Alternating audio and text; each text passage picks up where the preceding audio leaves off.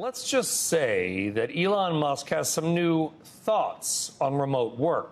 He commented on a Twitter post showing a leaked email to Tesla office employees that said remote work was no longer acceptable, saying that employees unwilling to comply with office work should pretend to work somewhere else. His quote, let's talk about it with Tom Gimbel, LaSalle Network CEO, and Sadal Neely, Harvard Business School professor and author of Remote Work Revolution. So, Sadal, let's start with you. You literally wrote a book on this.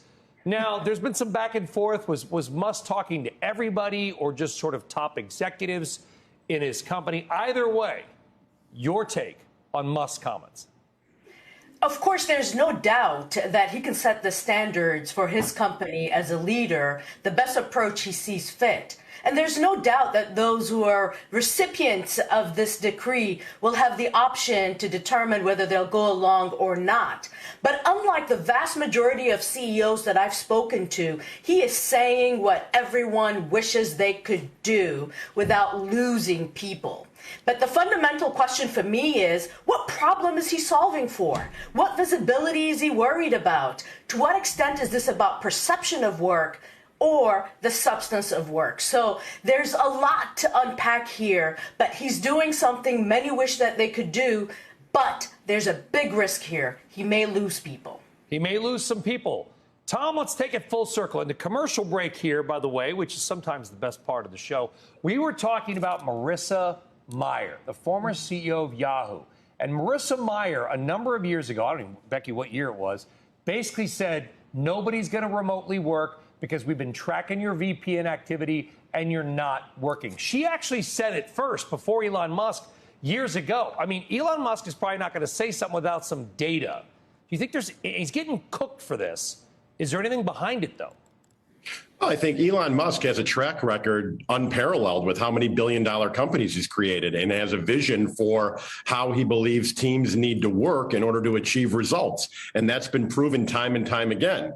And so the balance of a non-pandemic remote work culture forever, we've never seen before. And we don't know what those results are. Are we going to bet on the individual who's had a track record unparalleled in business, or are we going to go with a philosophy that may or may not be true? And we know that teams working together tend to have more creativeness, accomplish more. And there's actually, and I run a recruiting and staffing firm, that there's less turnover in a non-virtual world. And when you're running Tesla, the leading automobile company and innovator in the world, I think that you have the ability to make those decisions. Sadal, we were speaking with Steve Leisman earlier. He did this huge study just talking about how people are feeling about their jobs and their paychecks at this point. A lot of people are not satisfied with the raises, but a significant portion are okay with it. But Steve was just saying through this, reading through the comments, a lot of people are okay with a pay raise that is not keeping pace with inflation because they are allowed to work from home. That's a huge benefit, not only on their time commitments, but also it's effectively a raise. You don't have to pay for the commuting costs that you were paying before. And with gas prices so high, that's a big deal. I can understand companies saying, OK, we don't want to pay more to employees right now, so we will give them these benefits that they seem to treasure so deeply. But everything swings on a pendulum, and it seems like things have swung pretty far. When it's a tighter job market, my guess is that employers will not allow these same freedoms that they are, at least on the scale at this point. Do you agree?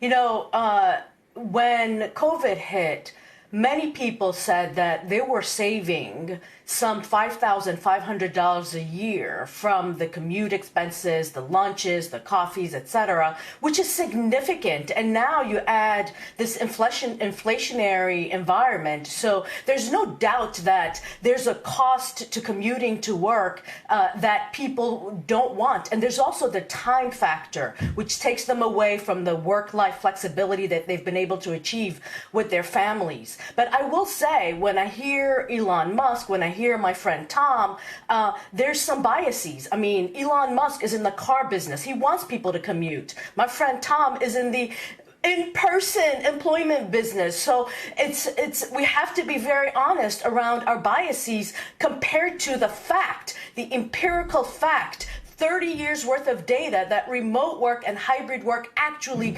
increases performance. It does not decrease it. It increases performance.